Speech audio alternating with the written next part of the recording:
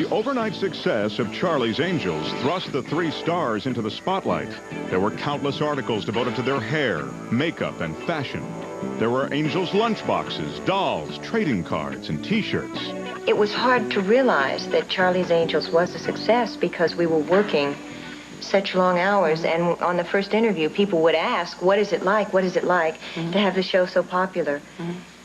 And I really didn't realize it. My first week in production on that series, they were being photographed for the cover of Time magazine.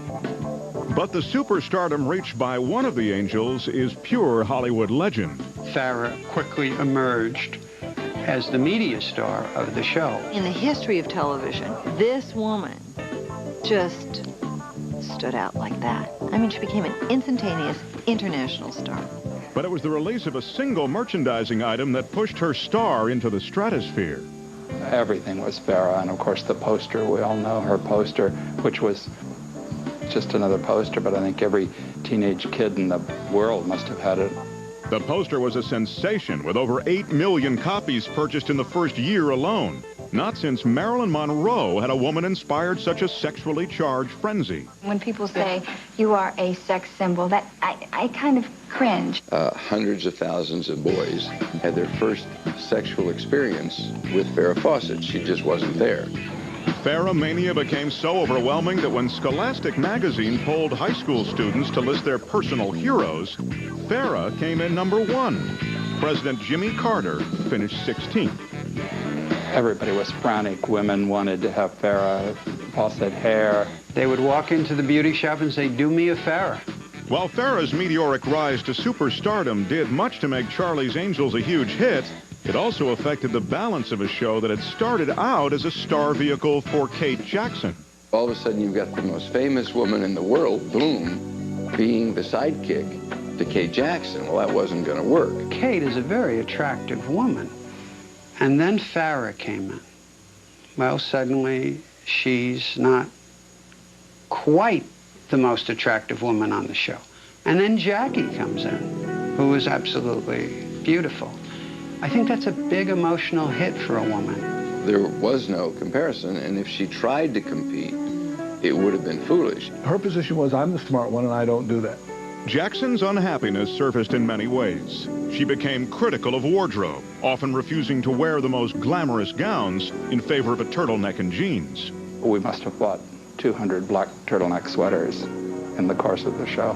She was definitely trying to de-glamorize herself as compared to the other two women. I never thought that I was glamorous anyway, so I'm not trying to get away from anything. I'm just trying to do the thing that I feel is right for the character. She wouldn't even make an effort. I mean, she would wear her Adidas with an evening gown and tell the cameraman not to shoot her feet. But from the beginning, her greatest dissatisfaction came with the show's weak scripts. Kate considered herself a thespian at the time, so we had to work with that. When people would say, which angel are you? She would say, I'm the one who can act. Somebody who has modest skills, but has an exaggerated opinion about what their ability is, and then flaunts it, and then frankly it's a pain in the ass. Of course, you know, as a director, that's it just makes it difficult. I demand a lot of myself, and I demand as much, but not more, of the people around me. Hence, the word difficult comes into the picture. I got a lot of heat from her, and we had a lot of problems. It was kind of a little war. I thought it would break down and get funny after a while, but it didn't. Kate and I were really fighting. I was going to quit because of her. And this is typical of how neurotic she is. She came over to me and said, we're going to be on hiatus and I'm going to Paris for a week. Do you want to go? And I said, Kate, I'm not even speaking to you. Why would I want to go to Paris with you?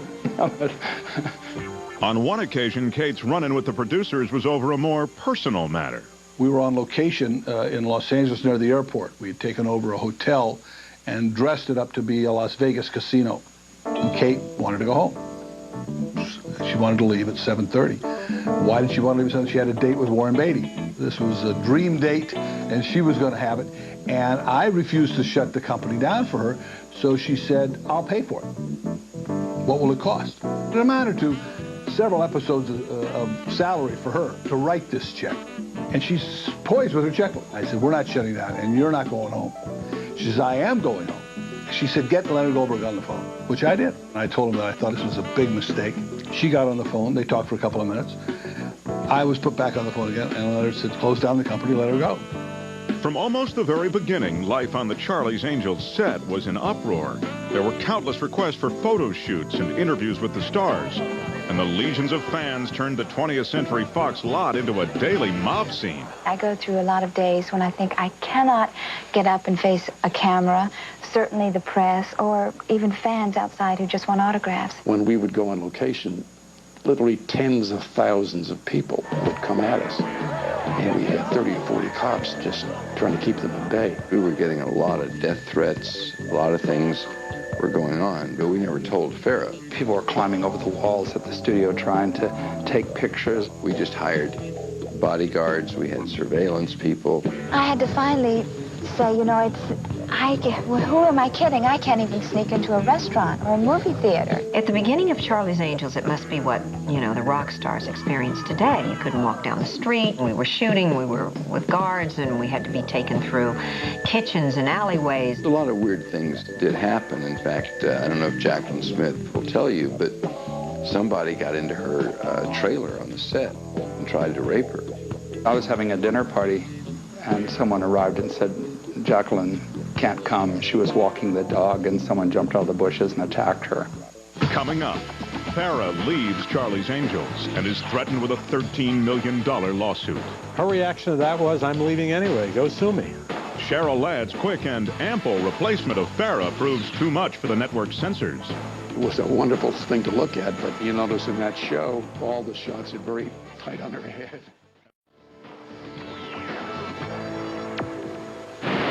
At the end of the first year, Charlie's Angels' popularity was even more solidified when the show won the People's Choice Award for Favorite Drama. And Farrah won Best Newcomer. I'm very lonely up here without my friends. And that's Kate and Jackie. I want to thank you very much because I couldn't have done it without you. But within days of their success, the future of Charlie's Angels was to be severely in doubt. Farrah announced while I was still there that she would not continue for the second year. The first I heard was a news announcement that Farrah wouldn't be returning for Charlie's Angels. I had no wind of it. We had had no discussions about it, as far as I remember. It was very, very surprising. Some blamed Farrah's hasty exit on simmering problems with Lee Majors. Lee was so mad because he would wake up in the morning, she was already gone into hair and makeup, and when he'd come home dead tired for dinner, she wasn't home yet. So he had said, look, this family makes $55,000 a week, and I make 50 of it. And there is no reason to throw this marriage into this kind of a discomfort zone. A lot of articles, remember, written about how Lee made me go home and cook dinner after I slaved at the studio. Right, slaved all day. It's only because I love cooking, and it's kind of like therapy for me. Others believe that Farrah's decision to leave had less to do with saving her marriage and more to do with promoting a movie career. People were whispering things in her ear, saying you can be a movie star. But are you going to do this for another 4 or 5 years? And who knows what will happen? You'll be an old woman by the time you're finished with this show. And I think they really scared her. As we got into it, it was clear that the two greatest influences on her were Jay and Lee Majors. She was being made promises of stardom and inordinate amounts of money. To keep Farrah on the show, Spelling Goldberg offered to increase her salary. Farrah asked for a raise from $5,000 per episode to $70,000 per episode, plus a 6-hour shooting day. The producers rejected the deal and, claiming she was in breach of contract, sued her for $13 million. I would say to her, Farrah, what are you going to do? You have a signed contract with us. When I left, it happened because I didn't have a signed contract. We're going to sue you. You're going to hire lawyers. This is going to go on for a long time. ABC has a lot of lawyers. We have a lot of lawyers. You're going to be paying for a lot of lawyers. Her reaction to that was, I'm leaving anyway. Go sue me. she was in the process of making very powerful enemies.